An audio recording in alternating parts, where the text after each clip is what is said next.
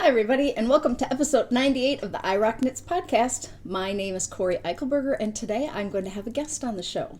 Matt is coming in and he's bringing all the sweaters he's knitted recently, and so we are going to do a full-on looking at every sweater, what yarn he used. If you've got men in your life that you want to knit for, or if you're a male knitter, this is going to be the show for you. I'm so excited that he agreed to come back, and so that will be happening in just a few minutes. Today I'm doing Pride. Happy Pride. I have my rainbow flag hanging out front. I want everyone to feel included and not dismissed in our entire society. So I just want to be really upfront about that I am a liberal in my views while still being a Lutheran Christian. And I think a lot of people think that those two things are not possible. And they are. I want to quickly share my audiobooks of the week this week so I can get that out of the way right here up front. I'm not going to say too much about them. I finished A Court of Wings and Ruin by Sarah J. Maas. That's the second book in that series. It was excellent. It's like 24 hours of listening time. I just listened while we were at the lake last weekend. We went up to the resort fishing. Ross caught a ton of fish, had a really good time. I did a lot of knitting and listened to that audiobook, and whoever recommended it to me initially, and I thought it was going to be fantasy that I would not enjoy, I was wrong. Then I listened to Once Upon a River by Diane Setterfield. She's written a number of books. This one was fascinating, super interesting. It all takes place on this river. And a little girl goes missing, and then a little girl shows up with a man, and they're half drowned in the river, and the man is completely battered and bruised, and they don't know what the relationship is with him and this little girl. So another couple takes the little girl home, and then they're thinking that it belonged to another couple, but they don't want to give her up. So super fascinating, really interesting story. Highly recommend. And then I listened to Girl Gone Missing by Marcie Rendon, and that is a Native American author, takes place in Minnesota. She is the one that goes to school in Bemidji, that you follow that character. The sheriff has kind of taken her under his wing. This is the second book in that series. I really enjoy books that take place in Minnesota. I think all of us really like to be able to recognize sites and things like that. And that was a short book. I'm thinking 6 or 7 hours. Did not take long at all to get through it. It moved along really quickly, and I liked that about it. There is kind of a mystery that happens, but if you read that first book, you'll definitely want to pick up the second one. And then I listened to The Sentence by Louise Erdich. She is a local bookstore owner here in the Minneapolis area. She's written a number of books that have won awards. I don't love her writing style. I don't love her novels. The Bachelor's Singing Club, you'll remember. And then one other one that I read early on. But this is her new novel, and it is actually a novel that takes place in a year at the bookstore, and it's during the pandemic. And so she deals with the themes of, isolation and loneliness. And this bookstore in downtown Minneapolis, or just south of downtown, is haunted, according to this woman. The beginning starts out super fascinating. She she commits a crime. She goes to prison for 60 years. Then she gets pardoned. And the crime is, there has to be a sense of dark humor in this novel, which I don't always love, and when the humor is dark, but fascinating background story. So if you like Louise Erdich, then you'll probably love this novel. I had a hard time keeping my mind on it, and I don't think it was because I had something going on in my life, but I would miss sections and then I'd have to slide back, and so anyway, just wasn't being a good listener for that one. I do have two pats that I finished this week, so I'm going to show some finished objects here. I think that I had this one for Lily, the little girl who lives at the resort that we go to. The father of that family, the grandfather of Lily, was killed in a car accident in March, and The family runs this large resort in northern Minnesota, right on Lake Winnebagosh. And I had knit a hat for her when she was a baby. And they mentioned it this last weekend. She didn't remember, of course. She's 4 now, 3.5. And they just had a new little boy, Archer. And so we got to meet him. He's 6 months old. He was born this winter. And they brought up the fact that I had knit Lily a hat. And they said, remember her? She's the lady who knit you the hat. Well, I hadn't knit one for Archer, but Archer is a big boy. He was 8'6" when he was born. He has a big head, and I was concerned about fit. So I made it kind of poofy. It's a little bit bigger than I normally would have made a baby hat. I cast on the same number of stitches, and this one is much more petite. This is a chunky weight yarn. And then I had my husband give me a bobber. And I hooked that on the top because it's a fishing resort. I mean, there's a pool there, an outdoor pool that they can have open a couple months a year because it's northern Minnesota. But you can't really swim in the river or the lake. The Mississippi River flows right into the lake there. You could go out on your boat and swim, but they have this small pool there. But it's just fishing. It's mostly fishing. Everyone's there to catch walleye or northerns or perch. And Ross caught a ton. But I thought it would be really fun, since I put a pom-pom on hers, to have this on the top. And I secured it with a wooden button, and I just tied it on, and I clipped it through a bobber has a little mechanism in it that you push on this, and then a little hook comes out of the bottom, and then it recedes back up in where your fishing line hooks on that tiny little hook. So I hooked some cotton floss on that little hook, and then it receded. And so I think it will stay on there pretty well, but they can take it off if they decide that, he wants to play with it or whatever. I'm not sure it's a good baby toy, but that was not my intent. I just thought they would think that maybe it was cute. I was worried about the fit when I cast on, and now I'm worried that it's too big. But I don't know if I'm going to mail this or if we'll go back up later this summer, and then I will just have these hats ready for the two of them. But this is the Choose Your Own Path hat, and this was my basic beginning knitting Aran hat, which has for the library knitters that we use with that pattern. So I thought I would share those just in case I do send them off.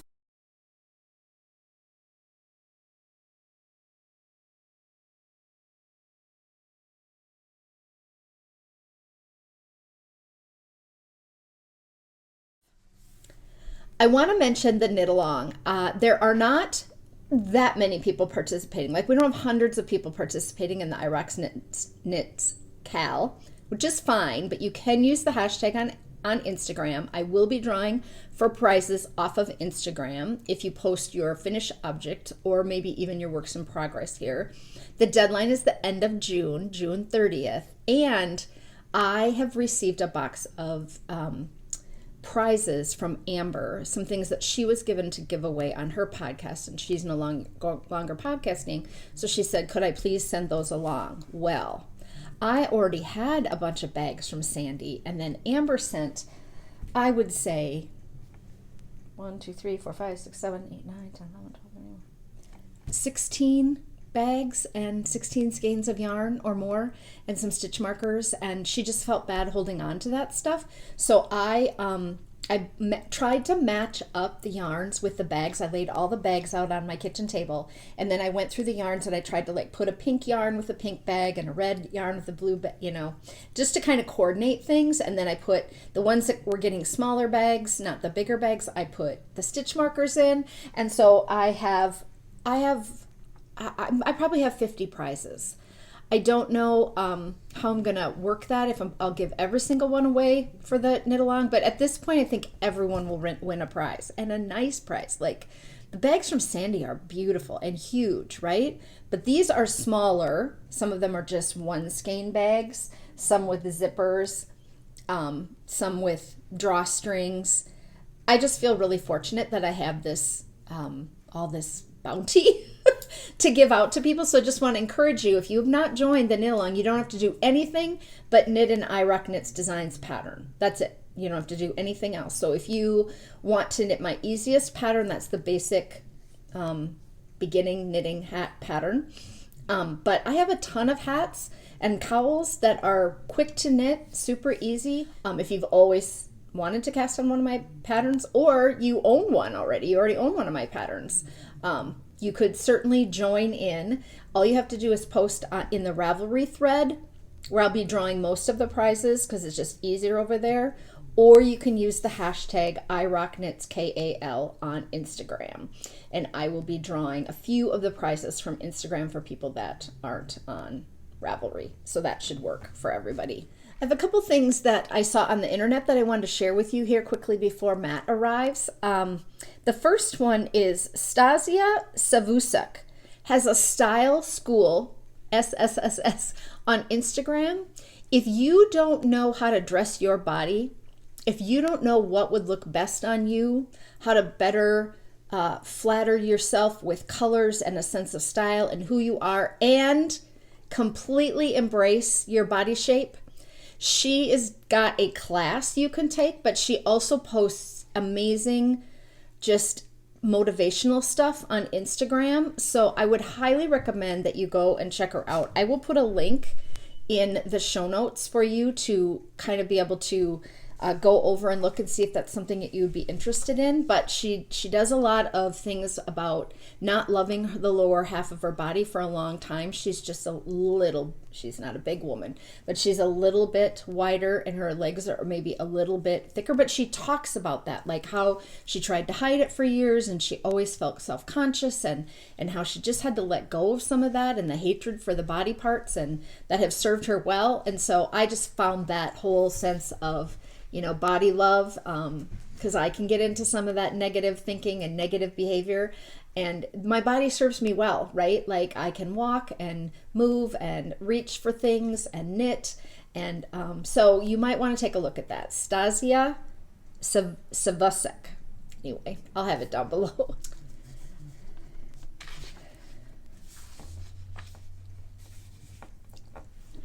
Then when I was home a couple of weekends ago, I ran home to see how my mom was doing, and we were driving across town, and we went by this house that had this giant treehouse in the backyard. And I was like, Mom, that's incredible.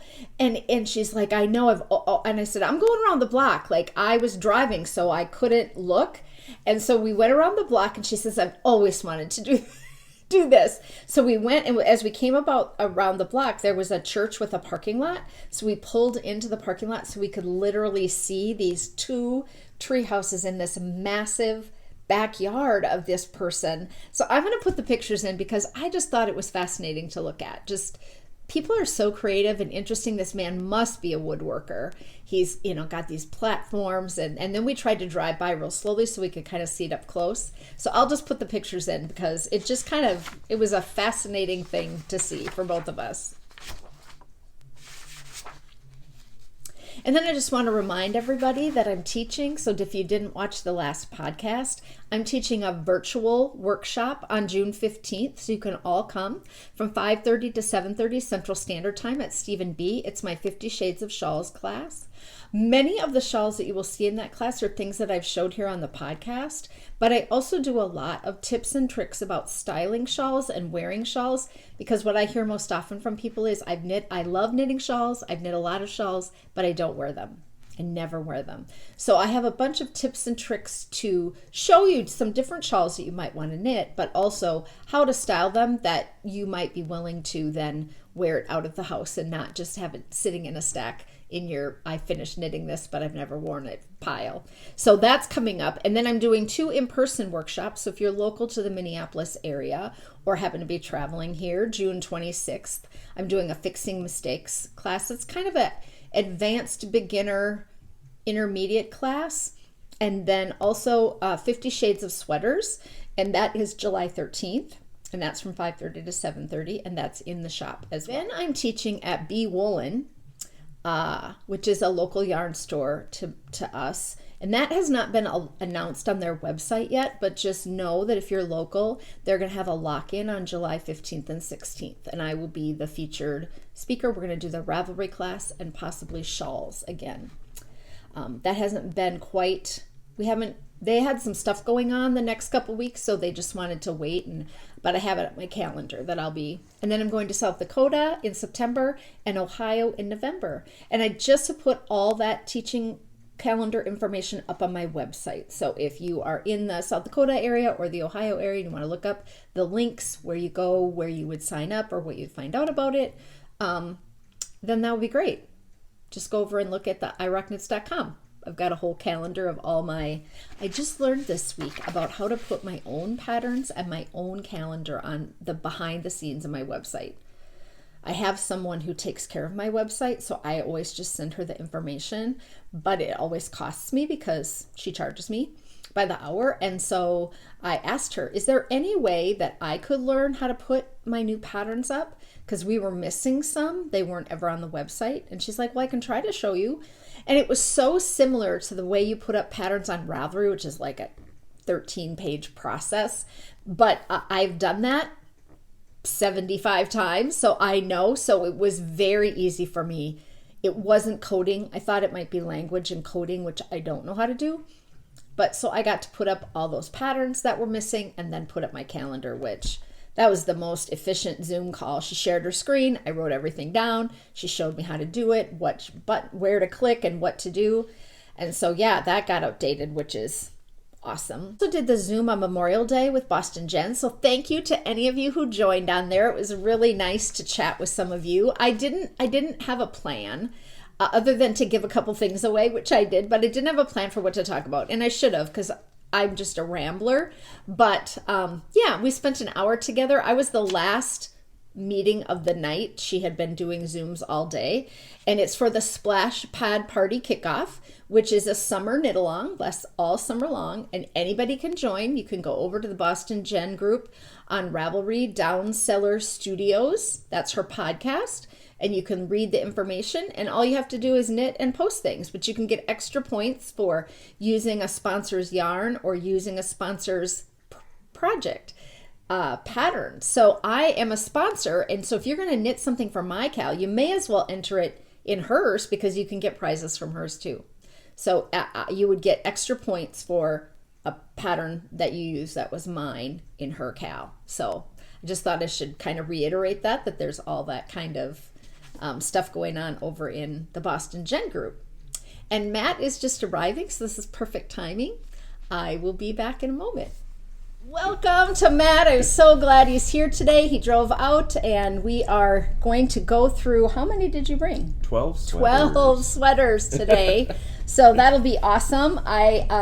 I'm just so thankful that he's willing to come, and as a kind of designated introvert, yes, it's hard for him to do this, but he's willing, and I'll try to carry the show a little bit so that he doesn't feel like too put on the spot. But hey, so we've got our first sweater on the mannequin, and why don't you tell us about it? So this is a Navigate pullover. It's from Rib Magazine Volume 2. There were only 3 ever published, so it was a beautiful sweater in the picture. So I decided I was in love with the cables. So I knit this. This was the first sweater. This was the last sweater right before the pandemic happened. Okay. Because we were at sweater camp. Okay. And this is out of Prairie Spun DK that I bought when we were at Shepherd's Harvest. I have some of that I haven't used yet, so that'll make me feel bad. Yeah, it is a beautiful yarn to knit with. It has a lot of, it holds the texture and the cables really well. That's by Brown Sheep. Yeah. The Brown Sheep Prairie Spun, yeah. So, and at a good price point. Oh yeah, awesome price point. We got it for cheap, but even their regular Brown Sheep price point is like $12 or something like that for a skein. Didn't we get these for like $4 or for $6? $6 or $7 each. Yeah, they were technically there was an error in the color matching, so it didn't match the rest of their dark blue, but I happen to love the color, so it worked out well.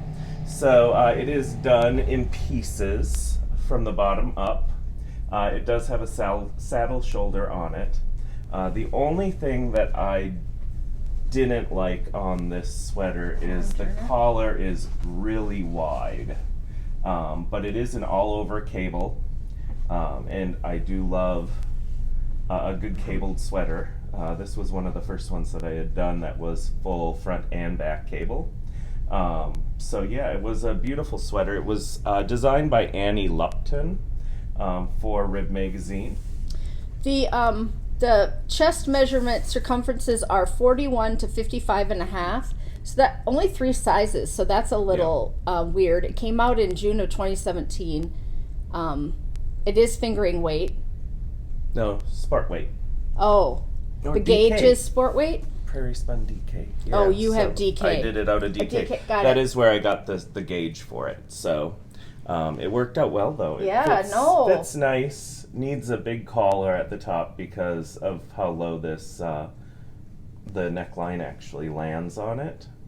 But yeah, I do love. But we this. know how to fix that, right? Yes. You could run a piece of yarn through and right tighten through it there up. and tighten it up. So And it would have some support there.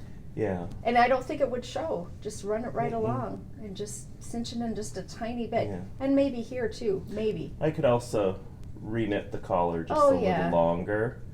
Do a couple Yeah, of it's decreases too bad if and you take don't, out if it those is too ribs. wide, if you think it's, So and the weight of the sweater pulls it down a little bit, I just a assume? little bit, yeah. Yep. So this one knit up really quick because the cables are so involved and they just take all my attention. So I just knit it up really quick. And then the Nice. sleeves were the longest thing because they are just stuck in it. But it is, like I said, a piece together sweater.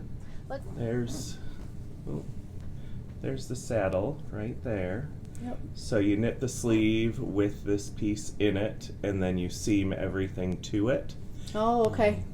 It came out really nice. I seamed this while we were at sweater camp in the incredibly dark space that we had. So I went and commandeered the window. But it went together really quick. Yeah. I do really enjoy it, except for the collar, but This I can is an reknit that. interesting construction too. Yeah. Let's hold that. Right along the sleeve, you can see this kind of is it a rib? No, it's just the a decreases seam happen? together with the decreases Got on it. it. Yeah, but you can see that it's very visual right there. Mhm. It's almost Nice and like thick there. a wide, yeah. That's nice, Yeah. really nice. Yeah, it's a nice clean sweater. Cable lovers are going to love this show today because Matt is a cable king extraordinaire, and he definitely has kind of found your happy place. Yes. Yeah, I mean, you like color work too, but Yep. the cables are...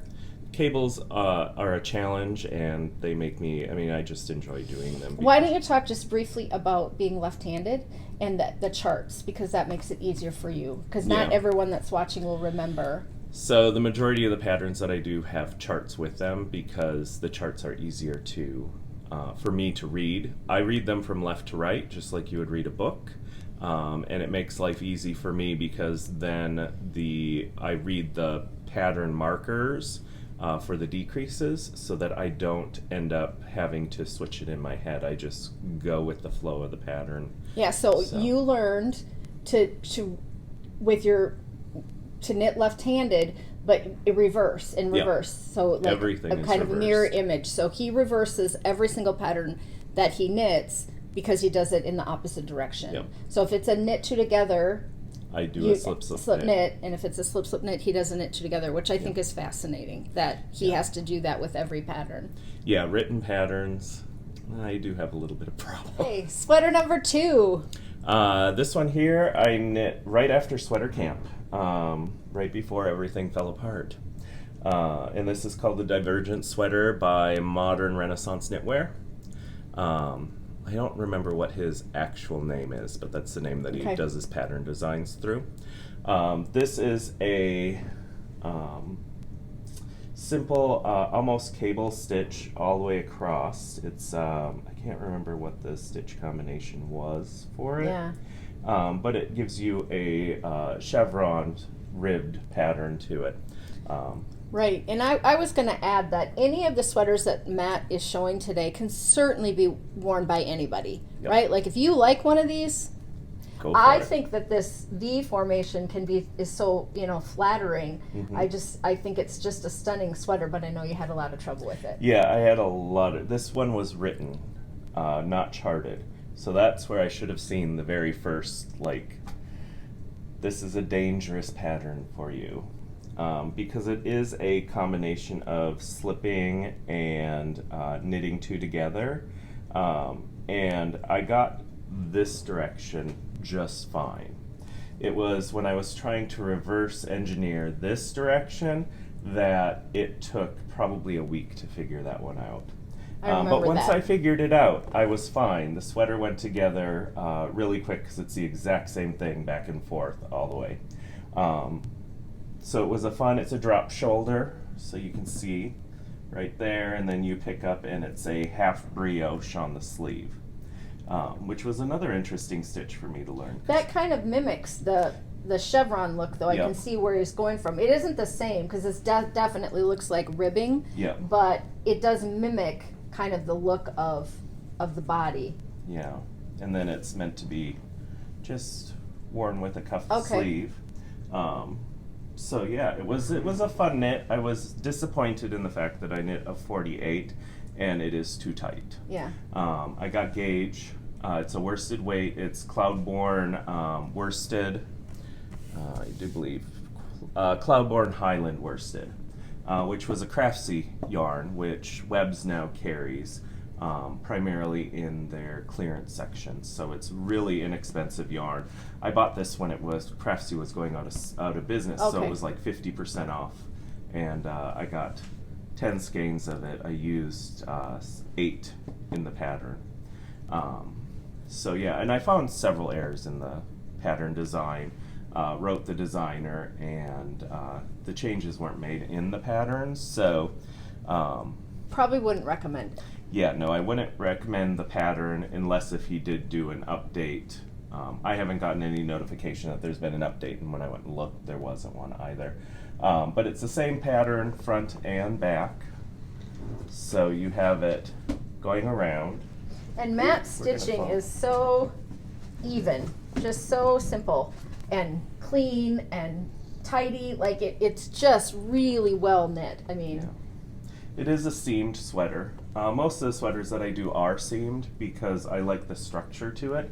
I was thinking about it when I was folding laundry the other day when I had t-shirts and t-shirts with seams versus t-shirts without seams, and it is truly amazing what a seam will do. That is a perfect example for people who say, I don't want to knit seam sweaters. Yep. Look at the t-shirts. Look at the t-shirts. It's exactly, that is so, I'm going to post about that because that's a really good point. That, you get that just wonky after washing and the bias and can really make a difference. I was doing laundry and I had a seam t-shirt and I just held it up on its seam to fold it, and it folded really nice. Yeah. And then my work t-shirts are just round tubes with arms on it. So I was trying to fold those and there was no way that they were going to come together well in a fold. So, I mean, first of all, I was folding laundry, which is an amazing part for me. But the neck is rolled over and then seamed on the back side. And it's added afterwards after you do all the seaming of it. But it seamed together really nice. It was just all over a fun sweater to knit. Once I figured out the pattern. Yeah, once I figured out where the errors were. And then once that was figured out, I've knit enough sweaters for it to be fairly intuitive. But the disappointing part was that it didn't fit. Yeah. But somebody will enjoy it, and I love the pattern to the sweater, so I may knit it again in a larger size, just so that I have one. Because this is really nice on anybody. Yeah. This V, it really is a slimming sweater. So. Okay. All right. Now we move on to. I bought this yarn when they were doing their fund drive for yarn stores during the pandemic. Can't remember what it was called, but so they were giving discounts, and then they would give money to the stores that would sell it usually to you. So I got the Shelter for a really good deal at the time. So this sweater, there was about a 4-month break between me knitting sweaters when the pandemic happened because I was just a little anxiety ridden. So it's in worsted weight. Yep. 4, 5, 6, 7, 8 sizes. So from 34 to 56. Yep. Came out in 2017. It's a wonderful pattern. Jared Flood, the entire team at Brooklyn Tweed writes a really good pattern, though it uses a lot of paper. Pages. Yes. Always check before you print a Brooklyn Tweed pattern, because there may be pages that you don't need to print, or print back to back if you're trying to save paper, but not ink, but they're always long. They're always long, yep. This one is it has a version for men and a version for women. In it, we can show this little picture right here. So there are two different styles for it. It is, like I said, done out of Brooklyn Tweed yarn. It was a really fun knit to do. I will probably see if my father can fit into it, because it came out a little big. It was perfect fit before I washed it, and even though I swatched it, it just grew. It grew. It's not too heavy. No. But you can see that it's bigger. I think you can just tell that it's a little bigger on the mannequin. It's wider on either side. The arms are bigger. It's like a sweatshirt right now, though. So if you can't fit into it, I'm going to keep it, because it's like wearing a sweatshirt. But it's funny, because most people that I talk to, Brooklyn Tweed's yarn never grows at all, and this one grew exponentially, because it fit perfect when I tried it on before I washed it. But I always... Did you dry it then? Have you tried washing it and then throwing it in the dryer a little? I have not. It's woolen spun, and I think it would take it and felt it really quick. Okay. But yeah, it grew quite a bit, but I still love it. I wear it a lot, like a sweatshirt. So it is knit in one piece. It is knit from the bottom up, and then you get up into the color work, and then you add on the arms when you get up to this point. You add your arms on, and then you continue up. So. And I do see that there are 3 colors in some of the rows. Yes, there are, which can be challenging at times. You really have to be.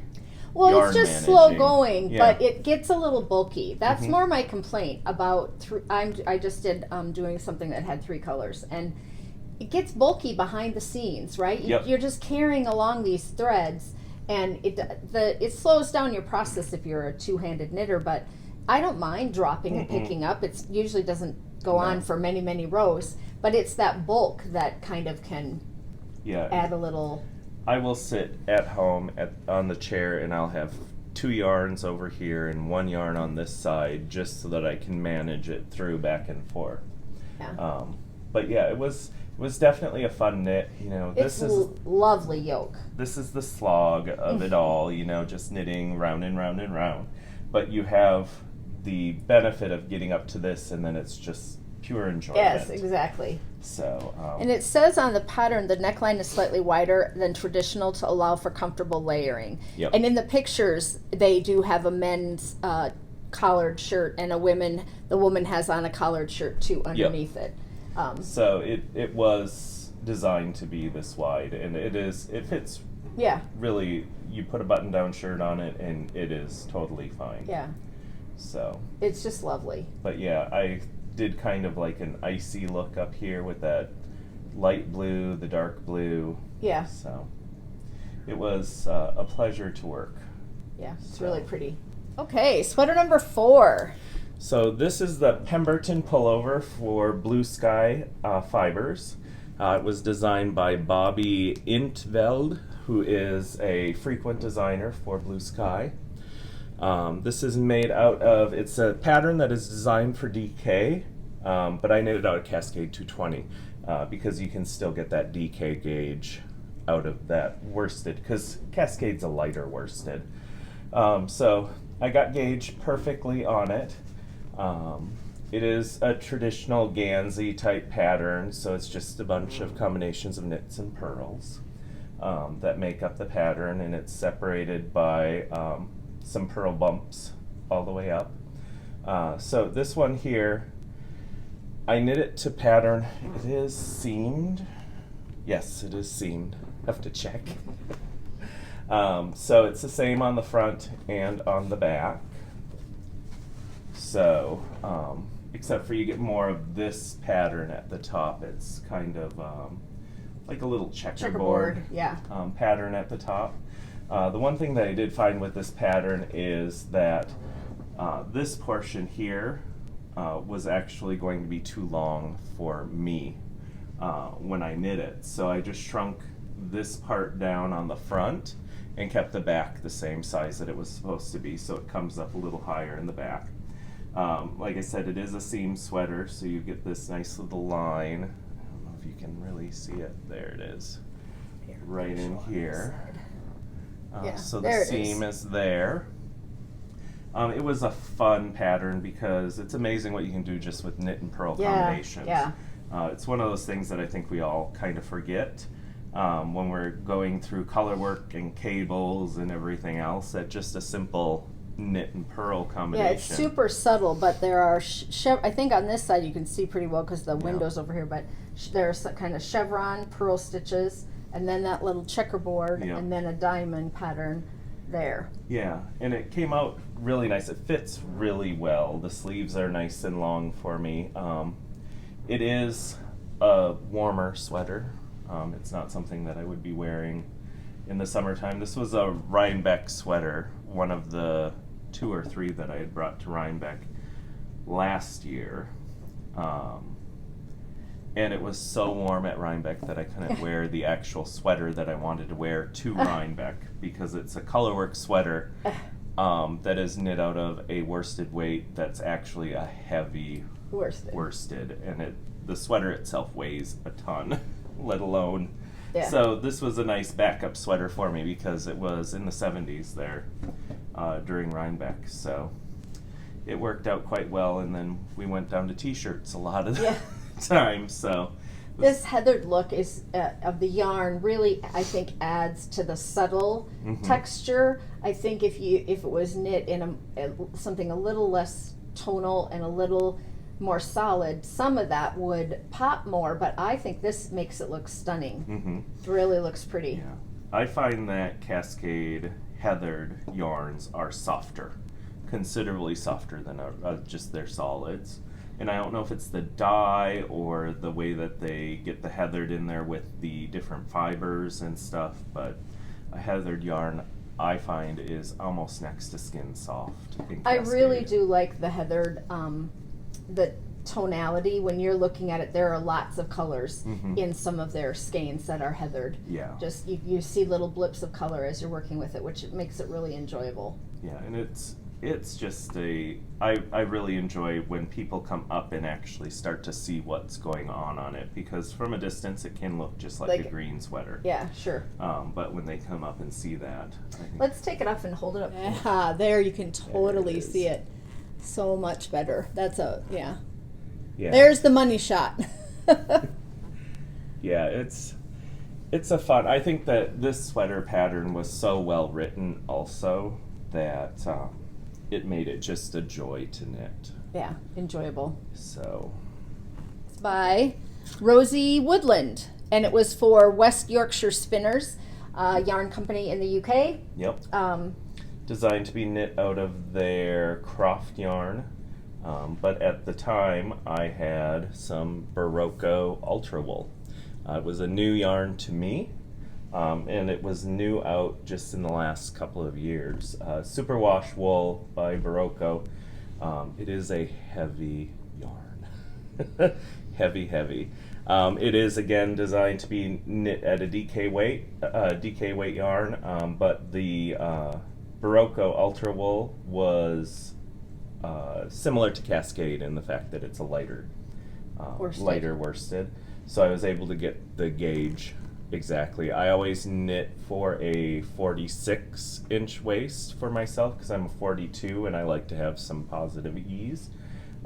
So I knit this at whatever was closest to a 46. So it was a 44 to 46-inch size. Yeah, there are 5 sizes only though, 36 to 54 at the outer edges there. So not, I mean, 5 sizes is pretty good, but they're a 2 size increment, so 36, 38, 40, 42, and that makes that sizing, if you're in between, it can make it hard. Yeah. You know, if you measure at a 43, whether or not you should go up or down or whatever. So yeah, I have another sweater that is gauged the same way.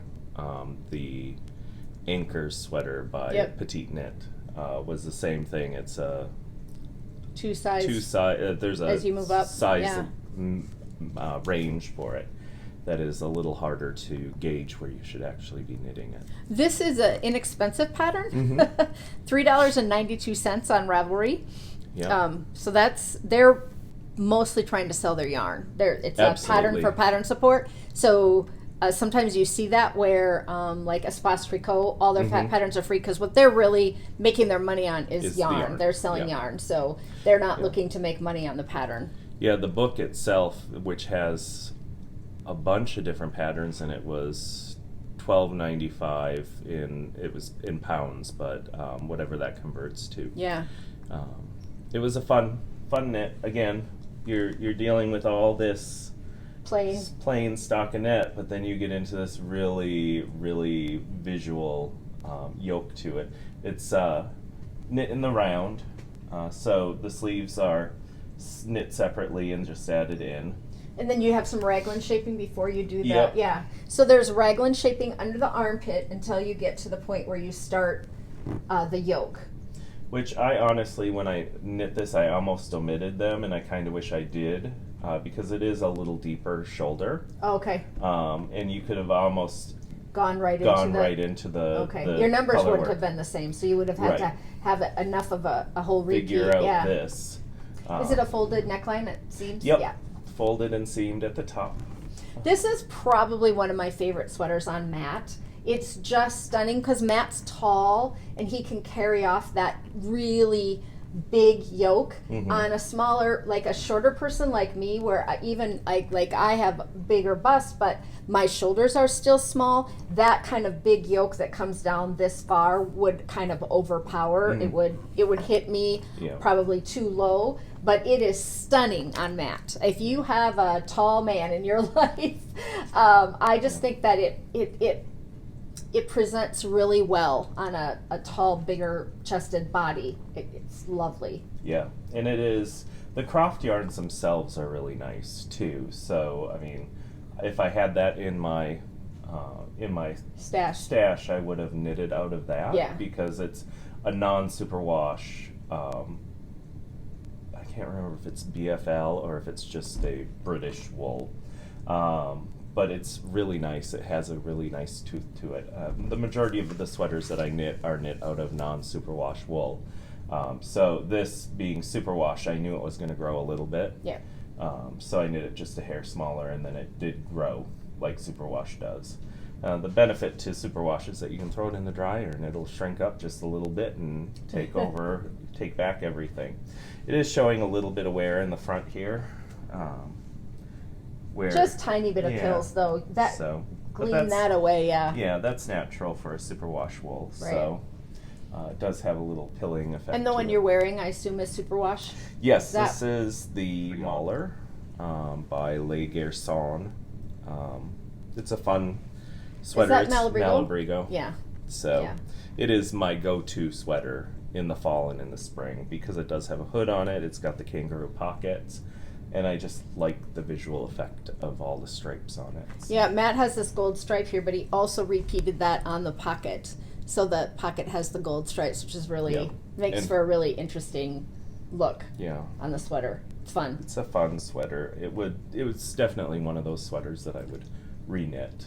Right, and I think it would be a perfect sweater for either gender. I mean, it just could go for anybody, and you could pick any color choice that you love.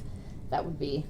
Yeah, it was definitely a fun knit. Although there's just enough distance between the white stripe and the purple stripe that you can't really carry your colors the up. Yarn. So if I had only known about the Weave and Steven before I did this sweater, that would have made life a lot easier. Yeah, that's a video I've linked on the podcast before where Stephen West, shows you how to weave in your ends as you knit in your next row or the row that you're working on, so you can just weave them in as you go. Yeah. Very nice. Good technique to learn if you're doing lots of color work. Lots of colors. 5.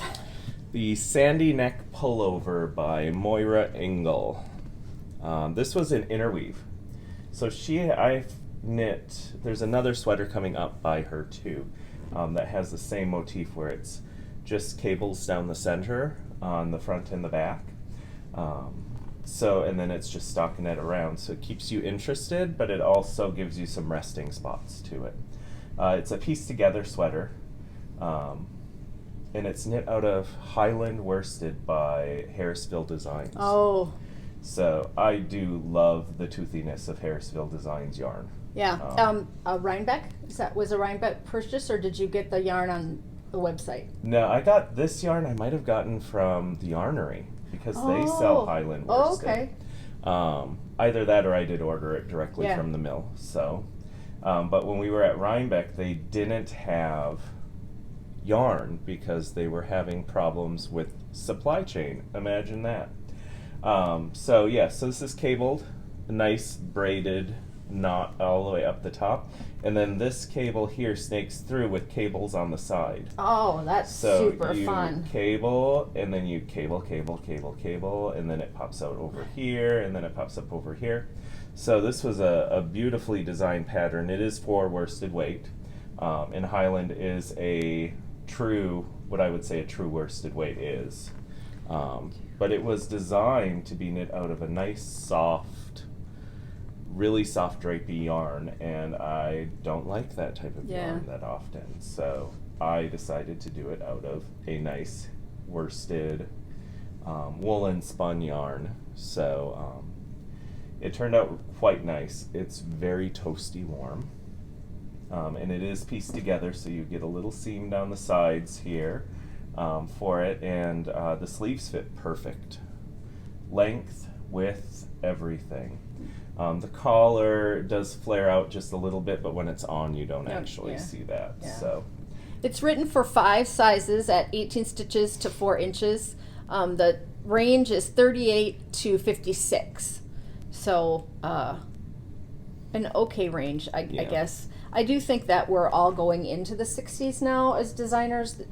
People are really asking you to go to that 60-inch chest thing, and some are taking it a step further and going to that 70-inch chest size. I know Brooklyn Tweed, they're going through and redesigning all of their patterns so that it does have more of that inclusivity going on in there. This came out in 2018.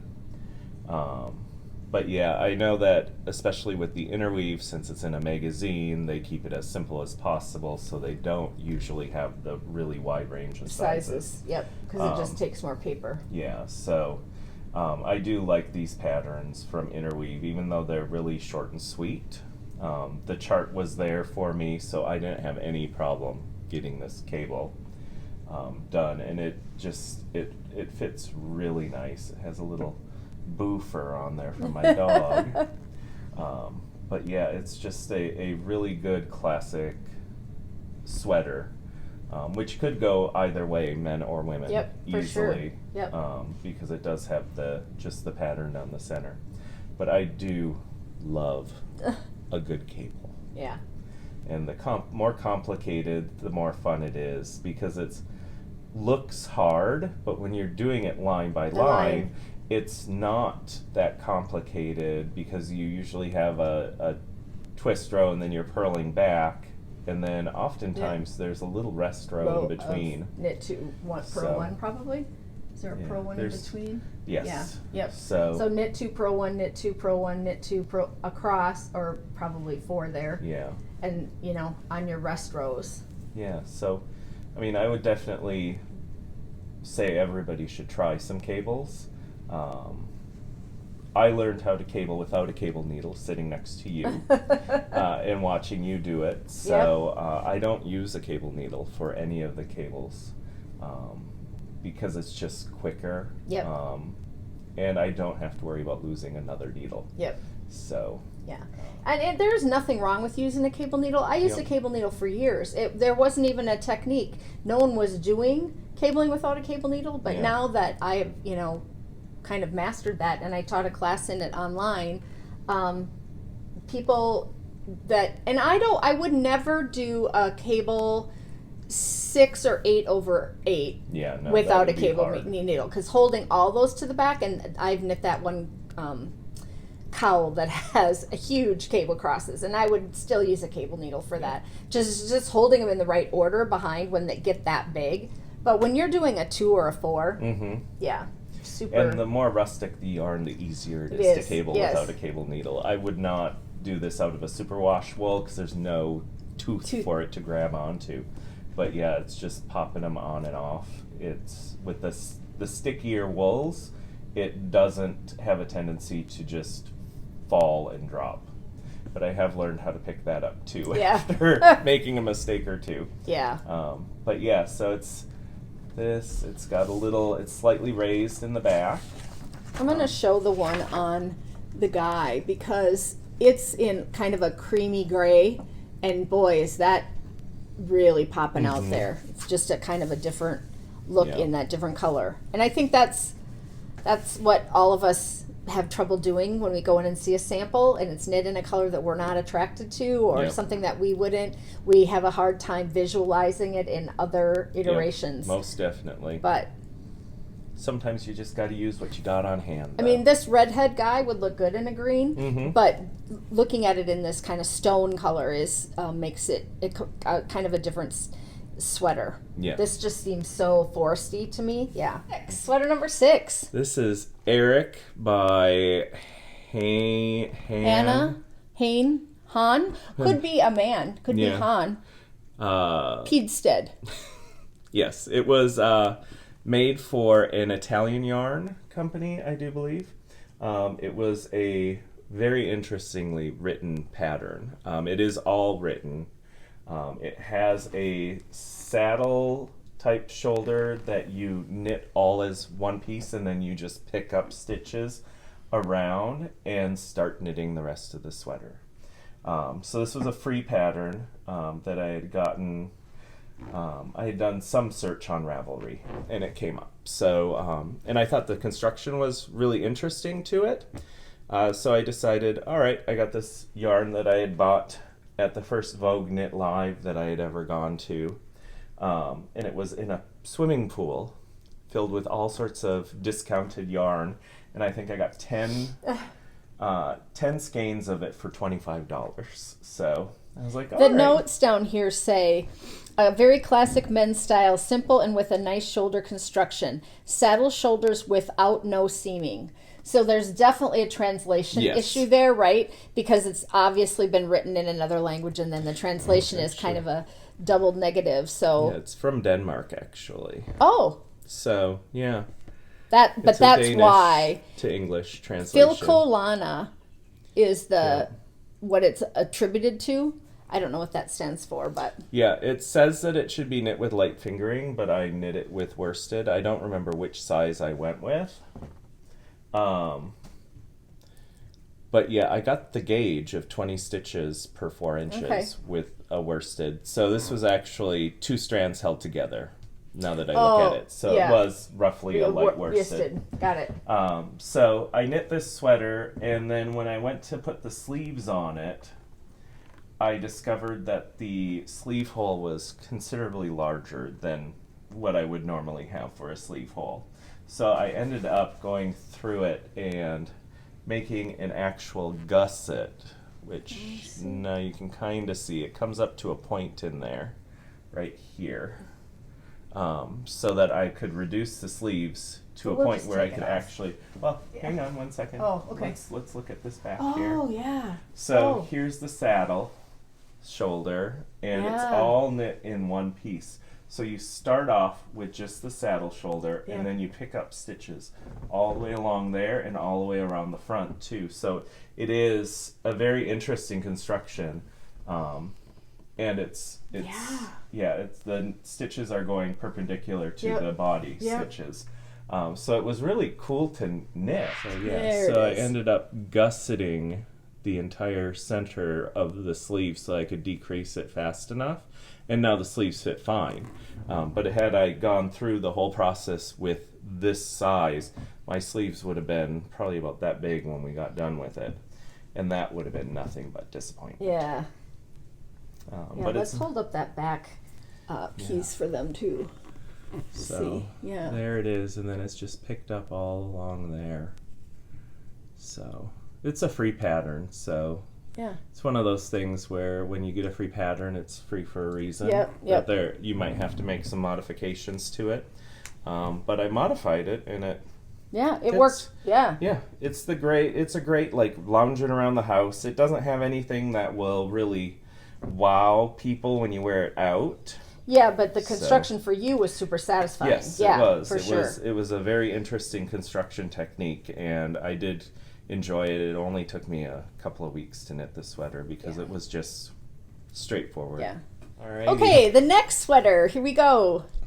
The Donegal sweater by Moira Ingle. Again, this is another interweave pattern. I think that both the interweave patterns were out of the same magazine, possibly. Oh yeah, sure. No, actually, this is winter 2017. The other one was 2018. Okay. So, but I'm drawn to her patterns where they're the center panel, and then just stockinette around. It's another piece together sweater. This was Interweave Knits Winter 2017, back when Interweave was really producing a lot of men's sweaters. So I've knit probably 6 or 7 out of Interweave throughout the time that I've been knitting sweaters. This has 6 sizes, 40-inch chest to a 62.5, so we get it up into that, but it's modeled with 7 inches of positive ease. Mm-hmm. So then you're not getting up there if that's the highest outside measurement. Right. Yeah, and it jumps from 40 to 47, which is a huge leap considering the fact that the rest of the patterns are 5 to 6 inches difference, and then that first one is and then it's a 2-inch difference between the 56 and the 58-inch. So this one would have been knit in a 47-inch chest, because I don't like to have a ton of positive ease on my sweaters. It is cabled all through the center here, and then these are knit through the back loop, so they are just to give them a little extra structure. Yeah, twisted stitch. Yep. Sure. And then this panel here is really fun with just the way that it's handled, because you're actually slipping a stitch in this pattern, and we'll get it a little closer. So that it elongates that stitch a little bit. Okay. So they come together really nice, and there are wrap stitches. It has a shawl collar to it, which is quite fun. The back again is all cabled, and it was just simple set-in sleeves for it. What yarn did you use? This is Knit Picks Wool of the Andes, which knits up very nice. Yes. It is a heathered color.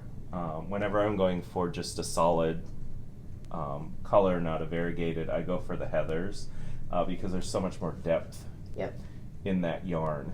And Knit Picks does put out a really good You've knit a number of things non-superwash wool yarn at a really great price point. Yeah, I think this yarn for this may have cost $50, maybe $60, because they always have something on sale too. So when you can get there, but you have to buy more than some people. Right. Like a more petite woman is going to get the sweater for much less money. Yep, for sure. I like to buy. Well, they're 50-gram put-ups, which irritates me just a little bit because they're a lot more ends to weave in. But I usually buy, with Knit Picks, I buy 20 skeins just so that I have enough and I can do what I want to do. So if I were to do an all-over cabled sweater, it would eat up a lot more of that yarn, but it's all there. And it's so inexpensive that I don't mind doing like charity hats or something like that with the rest of it, which makes it a lot easier for me to justify buying 20 skeins of a yarn. Let's show that. You have if I can figure out where my finger is, right here you have a wrapped stitch. So it's wrapped around 3 times just to give it a little delineation, and it looks like it comes together on this pole going all the way up, and it makes the transition really nice. And then when you're dealing with this cable here, you have a slip stitch in here that elongates that Yep. just enough Yep. to give it a little bit more detail in it, and it almost looks like it's feathered Yeah, through there. totally. Yeah, and it's such a nice. Yeah, let's just look at that. It's just lovely. So.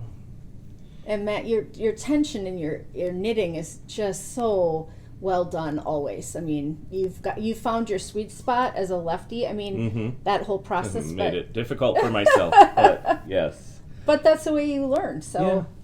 It's the way I do things. I always evidently like to seek a challenge. But again, it was pieced, which is what I prefer when I'm doing a sweater. I've just started a new sweater last night that's fingering weight. That I thought, oh, maybe I'll just knit it all in the round because it's a pieced together sweater and I could just make it simple on myself. But then again, I held up that darn seam t-shirt. Yep. And I was like, this is the way I'm going to go. So yeah, it's a fingering weight sweater and the ribbing is knit on a size 1. Ooh. The sweater is knit on a size 3, but it's another Brooklyn tweed pattern. Okay. Next sweater. It's the Jackson sweater by Meghan Babin. And she is one part of Hudson and West. She's the Hudson side. Her partner is the West side. And they have their own yarn company. Very nice yarn, but unfortunately out of reach for me for how much it would cost to knit the sweaters. So I knitted out of Cascade heathers. Seems to be a theme. Isn't Like it myself just a nice heather yarn. stunning? It's just these ribs down the center and then this. Oh, yeah. Yep. It's a nice rib pattern in between the cable that goes all the way out to the side. Yeah, you've got ribbed sleeves. Yep. I thought those rib sleeves were going to be too tight at first when I was knitting them, but they settled out nicely. Yeah. Is this the one you started and it was too big? Yes, I Okay, started okay. this sweater in on the airplane to Rhinebeck. I started it, and then we were all sitting in the house just chatting up and stuff, and everybody was like, what size are you knitting? That looks like it's going to be huge. So I went down a size, which was a very good option for me. Yeah, it was way wide. Yeah, the pattern is really well written. There aren't many people who have actually knit this sweater.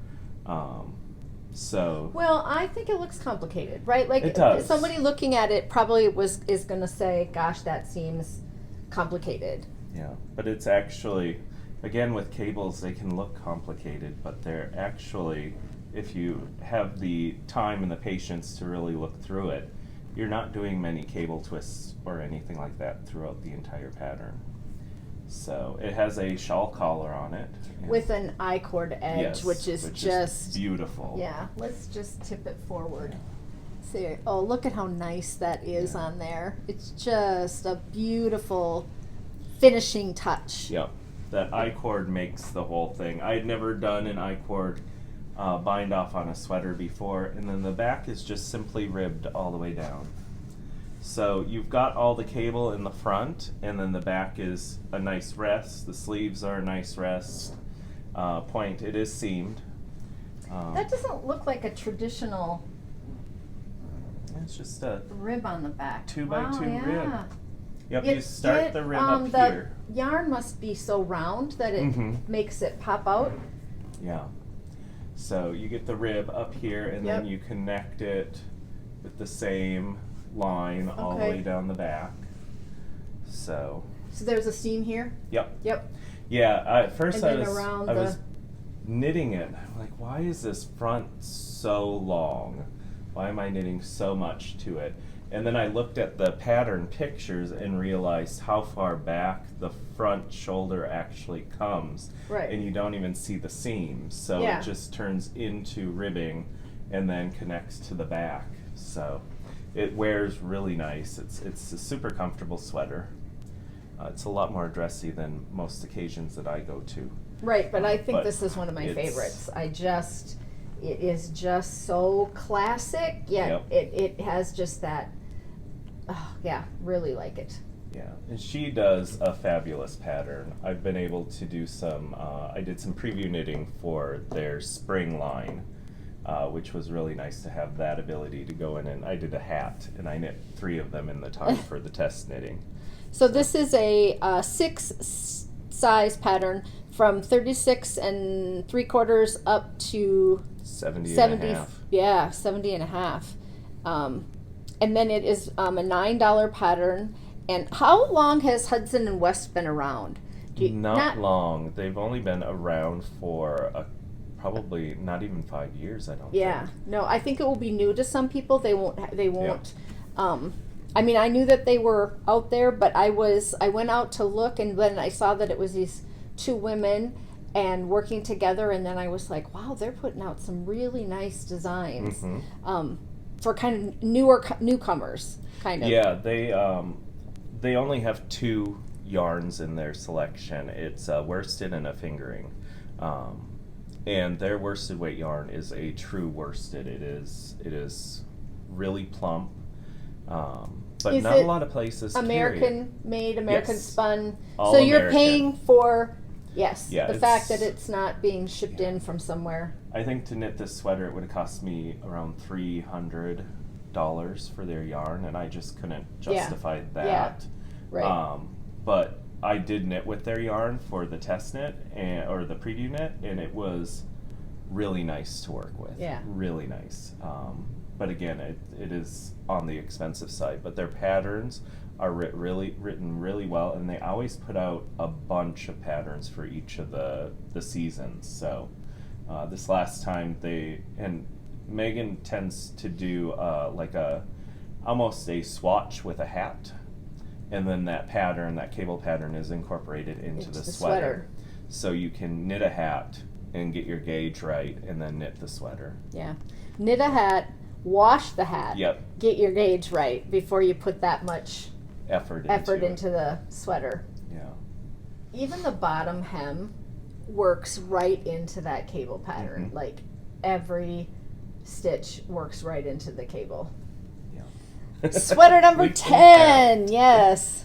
All right, so this is Saven by Meghan Babin again. I just fell in love with her style, her styling of her sweaters.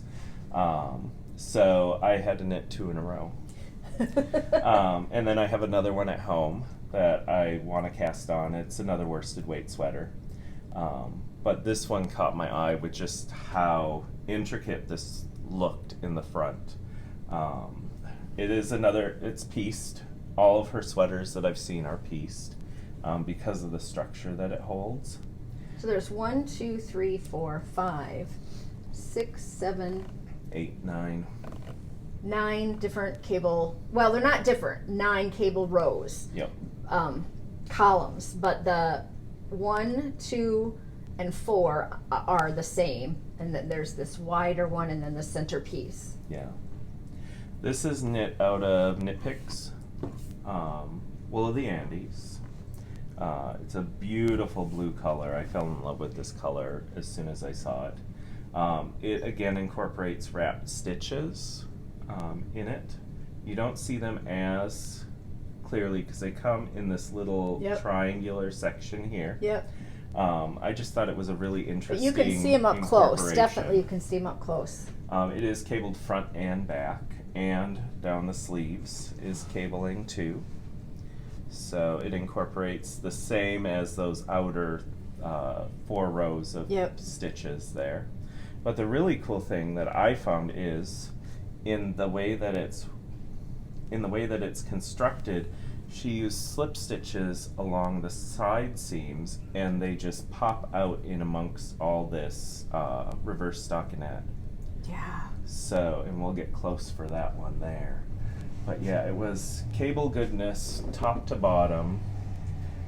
Saddle where the top of the we could tip. Yeah, so you got a saddle shoulder here. There it is. And again, that detail with the slip stitches across the side.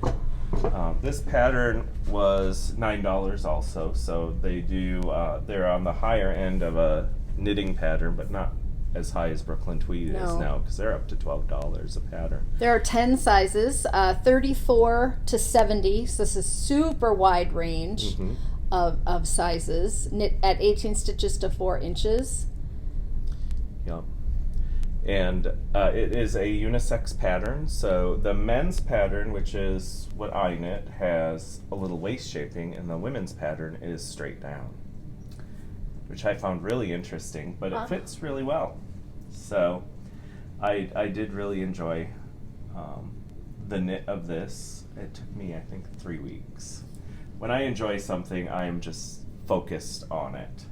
And even though I work 40 to 45 hours a week, I still will knit through meetings, I'll knit through phone calls and stuff for work. And everybody knows that I'm just paying attention. It's how this colorway is just really nice. It's a heathered, so it came out really, it's got some depth to it. There's highs and lows, and the highs really highlight the cables. 5 inches of positive ease. I don't have 5 inches of positive ease in this sweater, but I really don't care. It's a little tight, a little tighter than I would usually knit a sweater. But I enjoy it. So she has you slip stitches before the selvage stitch. And that way then the slip stitches pop out, and it's all the way down the entire seam of the sweater. So you got your arm seaming here, and then it goes right into the body right here. And then you have it up the saddle shoulder as well, so you can see it on here. It's right there. So wow, it was a really details, attention to detail. Fun knit. Okay, sweater number 11. It's the Riddari. I will not make any effort to pronounce the name.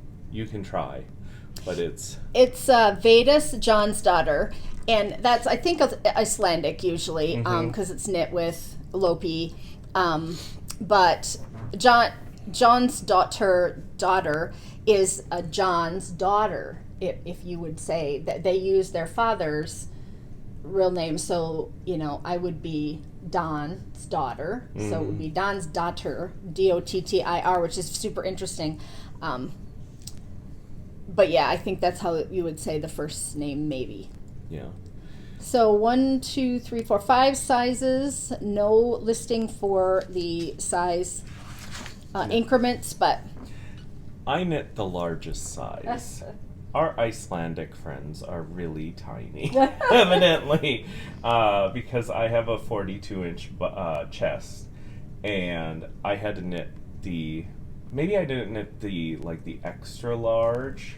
I might have went down one size, but it really proves to the point that they're a much thinner group of people, because this came out to be about 44 inches wide. But yes, I do love some color work when I can get to it, and this was totally inspired by the Needles at the Ready, Ray, who knit his. So I was like, well, we were at B Woollen, and I was like, all right, I'm just gonna go get the yarn. They have a full supply of Lopi yarn at our local yarn store, B Woollen. So I just went and bought it, and then cast it on the next week. And you were choosing a different color. Yeah, for this green part, I didn't know what to pick, so we all got together. You laid out some skeins, red being one of them. And I'm really happy I went with the green. It turned out to be it's subtle, but it does have a little pop. These that are thicker here have a little bit of a pop to them. That's very nice. And I will definitely knit another Icelandic sweater, so I've got some extra skeins at home, so I don't have to buy as much for the color. Yeah, and this blue is showing up darker on the camera than it is. It's a softer blue than that. That looks a little deep on the camera. But again, the Lopi, I still went with the heathered versions. They do have a solid version of blue too, but this is the heathered. And again, it just seems lighter. It doesn't seem like it has as much dye in it as some of their other colors. It's supposed to have a rolled hem on it, a rolled neck, a rolled sleeve. Oh, folded. Yeah. Yeah, okay. So I didn't do that. I just ribbed it all the way. Yep.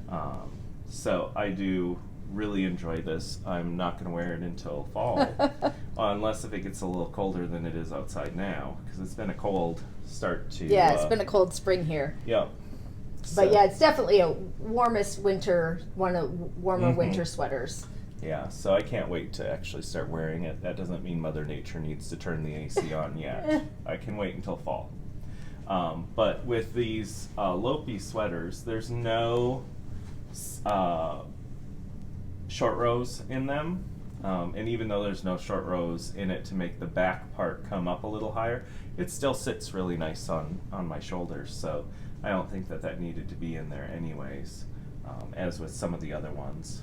Well, I think with some yoke constructions, they leave them wider and the decreases happen a little more close together. And in others, they happen further apart and then the yoke sits down, and that can help with some of that neck fit. Yeah. I don't know enough about that to explain it better than that, but I know that the more increases you have, you know, the further things move down your body, the wider it gets. So, funny story about this sweater. We were at Shepherd's Harvest this year, which happens on Mother's Day weekend. And I was knitting and knitting and knitting along the yoke. And then Stacy asked me how big that neck was going to be because it was super wide still. And I had printed this pattern out in black and white instead of color. And there were 4 decrease rows that I missed because they were white on a black and white pattern. So Corey, my friends Amber and Stacy ripped apart the yoke down to about here, and then I re-knit it the rest of the way. You didn't want us to. You were like, no, I'm just putting it aside. I'm just, frustrated that happened. And that's another key tip, is that when you're going to print a chart, you need to double check everything is there. And sometimes those little symbols don't show up well on your printer. Sometimes they're gray, light gray, and that doesn't show up. And some people will do a double chart. They'll do a color chart and then they'll do a numerical chart or an alphabetical chart where they're putting letters or numbers in the boxes so that if you do print it out in black and white, you can follow it. But in that case, Matt was just going straight up here. And there were no decreases were happening. We ripped a lot. I felt bad, but you went all the way down. I knew if we got it ripped out, for you knitting the color work wouldn't be so bad. Like to just do the color work over, because that's enjoyable. But in a night or two, for me to finish it off. But we did sit there, and all of us had a ball of each color, and we were wrapping. A ball. Yeah. Except Matt, who just sat there saying, "I can't believe I didn't realize that those decreases weren't happening." Yeah, so once I got it all done, then it fit just fine. Yeah. You would have probably went just right down. You making a hood? So, but yes, this is a really popular Icelandic sweater pullover. So, I was just happy to join the bandwagon and finally make one. Well, yeah. I have an Icelandic done out of the heavier Lopi. Not LettLopi. Olafos. Oh, yes. Lopi. And that one's really nice too. It's super warm and super light. So this one here will get plenty of wear. Sweater of the day. I can't believe Matt brought 12 sweaters over. It's been such a treat to go through these. But when you sent me the list of his sweaters and I went to look up this one, this is called the Anker sweater, and there are multiple iterations. There's a women's and a children's and a There's fingering and a worsted and it's short sleeved, and there's so many iterations of this. And this one's called My Boyfriend's Size. Yeah. And so when Matt sent me that, I was like, is he trying to tell me that he's got a boyfriend? My boyfriend's size? And I didn't realize that was the actual name of the sweater. Anker sweater, My Boyfriend's Size. Yeah, so this, if you've ever seen this sweater, it's a series of ribbed sections, and then you do an increase round, and then you do rib sections and increase, and you do it 5 times on here, so it keeps your attention. It's a top-down sweater, so it keeps your attention there, and then you just go into a stockinette body. This is twisted rib down here. Nope, just one by one. Oh, okay. Same thing. This is out of Fibre Company's Lore yarn. It's a very rustic, really, it's a nice yarn. It's light. Yeah, it's a woolen spun yarn, so it's similar to what Brooklyn Tweed and Harrisville do with theirs.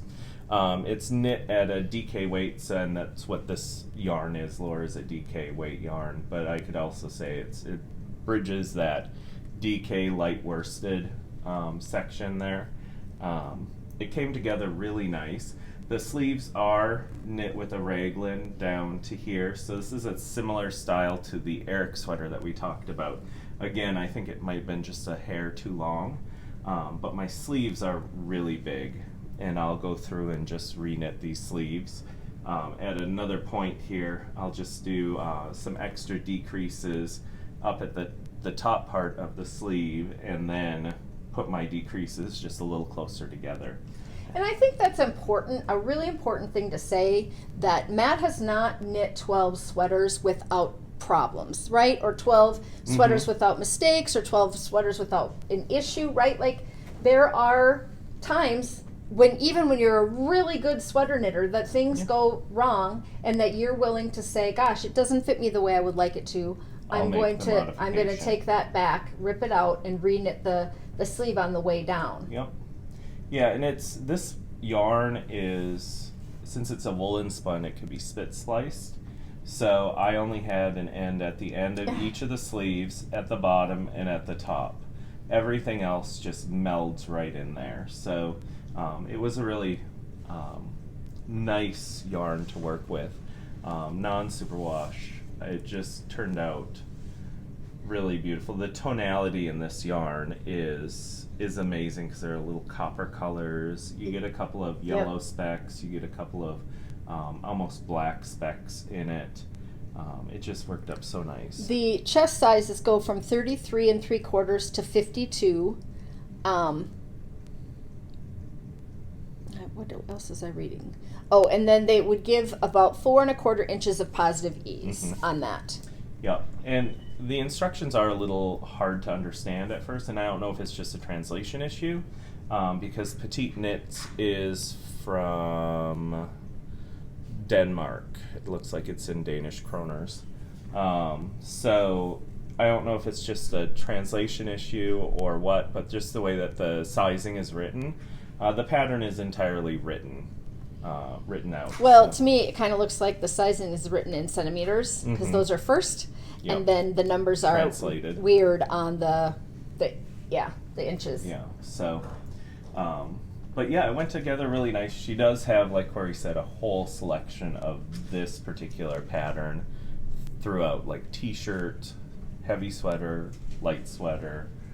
We have friends who have knit several of them each, so I felt like this pattern, there was no real problems with it. Yeah. So, except for, and I don't know if it's, again, the same thing like the Erdich pullover, where just the way that it's sized, the sleeves just grew exponentially with the rest of the body, which isn't how most of us are made. Yep. So, but yeah, so I'll just rip the sleeves out, do some extra decreases, and go on from there. It's too bad you got that far down on both of them before you noticed, but the good part is that I love to knit. Yeah, so no, it's all knitting. Yep. I'll just ball them up. I'll hook it onto the new ball winder and go at it that way. It's just lovely. It's really, I just want to thank you so much for coming today. And he drove out, and we got everything set up here, and my house is in chaos, which some of you know. We're getting new office furniture, so everything is in this room, and I had to create a path for Matt today. I cleaned up some stuff on his side of the table, and right now we're looking at a computer monitor and a printer and a tower, and the TV that was on here is on the floor, where you have to kind of step over to get to the window. It's a little crazy because the furniture got delayed, and so it was supposed to be here last Tuesday, and the front panel of the desk came in. It's a custom piece without the beadwork on it, so it didn't match. And they stained it to match our current stuff, and so he called and said it's gonna be a while. So we had the carpets cleaned, had the desk moved out of that, and the credenza moved out of that room, and everything came over here. So I said to Matt, I don't know how we're gonna fit But in we'll here, get but it we done. know we did okay. No, I'm so glad that we're back in person, that we are getting together as a knitting group a little bit as Yes. well, but that we can Makes a world feel of difference. like we can be in person.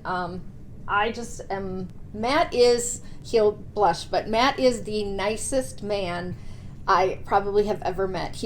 There's just not a mean, sad, distressed, cocky, sarcastic, anything in his body. None of that. He's just kind to all of us. You knit with a whole group of chatterboxing women. We're all talking away, and he just slides right in.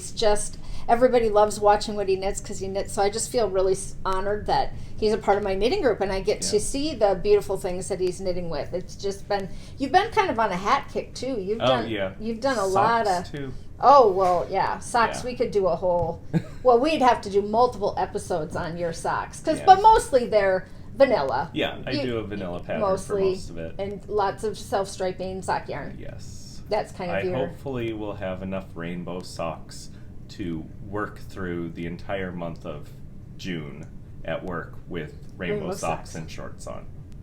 So. Yes, Matt is a kitchen designer, and he wears his hand knit socks to work and wears shorts in the summer, and so everyone can see his hand knit socks. So what a goal to have a pair for every day of the week. Yep, I have about 100 pairs of socks right now at home, but that was kind of your first love. I mean, you did. It still is. Yeah, you did sock knitting more socks long before you really went into sweaters. Yeah, I didn't go into sweaters until I met you. And you said, you should really knit a sweater. And I did. And I don't remember that, but I'm sure I probably shared that opinion with him. Doesn't surprise me at all. Yeah. Yeah, so I've got sweater quantities galore at home and more coming in the mail. I know. It's a an compulsion. obsession. I know. Yes. But I know that during this time, it's been full of anxiety and depression and sadness and lonesomeness. And so I have too many sweaters. I don't need more, but the knitting of the sweater is the thing that brings me the peace and and just the calm, and so you just can continue to produce because it's that thing that brings you that sense of whatever it is for you, the security or whatever. Well, and at work I have 7 people who report to me. And last Christmas, I gave all of them the gift of something knit in their birthday month. So that's keeping me going, too. And it puts a smile on their face, too. So yeah, you let them pick what they would prefer. Neck, hand, or head is what I let them pick. And then they give me their color. And then I knit something. I'm a little late for the May birthday. But I got 2 sweaters knit in May. So I was like, your gift is coming. It's just going to be a little late. And I had to check his size anyways because he wanted fingerless mitts. So I wanted to make sure the size was right. So that was my little excuse because he's been out, I've been out, back and forth. So I made it an excuse to get it done a little later. So yeah. Well, you'll whip it up in no time, but yep. So it's definitely the thing that keeps me calm. Well, maybe we'll have Matt out for a hat or a sock session later in the summer, as long as things stay safe for everybody and we can feel like we can get together. But I do really appreciate you being on. Oh yeah, I enjoy you've gotten easier for you because that first time I was nervous. Right? And so, but now since it's just the iPad and you and I sit next to each other at knitting usually, because Matt sits on the one end of our table because he's a lefty, so he always doesn't want to sit next to someone where we're going to eat, where he's do you have more movement with your left hand too while you're knitting? Is that another reason that or not really? It's not from so. That. It's just the eating. It's just the eating. Yeah. Yeah, I tend to keep pretty close now. Yeah. And stuff with my vision and stuff. I have one bifocal contact, one regular contact now. It's still not doing the trick 100%, but so I have to keep it down. So I've gotten better at keeping my arms Mine are terrible, close. and I'm thinking my prescription, because I'm doing this all the time now, it's just driving me crazy. I'm always trying to look through my bifocal to see stuff, and there's just a distance thing, where at certain distances, like this is perfect, but then that isn't, so then I start tipping my head back, You know, Yeah. you got to find that happy medium for, you know, when you're driving, you don't want to have, Right, you want to have a exactly. good, you know, picture of up here, but then, yeah, so I get Yeah, that. I've been wearing my glasses more for knitting because they do have the bifocal Yep. on them, and I notice definitely when it gets later at night and my contacts are in, my eyes are tired, and it gets really hard to see what is close up. I mean, even with my bifocal contact, it's still harder to see. So, Yeah. and it's changing all the time now. Oh, I know. So Getting I just old. went to the doctor And I'm in way January. older than Matt. And now it's back to where it was, where I can't see things. So my eyes are always changing. Yeah. It's- Well, thanks for all of you for hanging in there. I'm hoping that you got some really good inspiration to knit Yeah. for a man in your life or Yourself. whoever, you know, whatever kind of makes you happy. Then definitely I hope that this was inspirational today for all of you. And chime in, will you, in the comments below. I'd like Matt to get some good feedback, maybe which one you liked the best of the 10 to 12 sweaters that we, you know, kind of showed with with the one that he's wearing. Then let us know which one you think seemed to be the one that you would like to knit, even if you don't plan to knit it. Let us know. Okay? Thanks. We'll say bye. All right, bye. Thanks for watching, everybody. I hope that that was really helpful and kind of motivating for all of you. Matt is just an exceptional knitter and a dear friend of mine. Really appreciate the time he took out of his Saturday to come and sit with me in the afternoon. And so for now, I'm just going to ask everybody to come in for their hug. I hope you're all hanging in there. I hope that you're having nice weather and spring is coming for some of you here in the United States. Until next time, keep your fork, keep it colorful. No green bananas. Waddle on. Buy the gravy. Never regret ripping back. Bye. Love you all.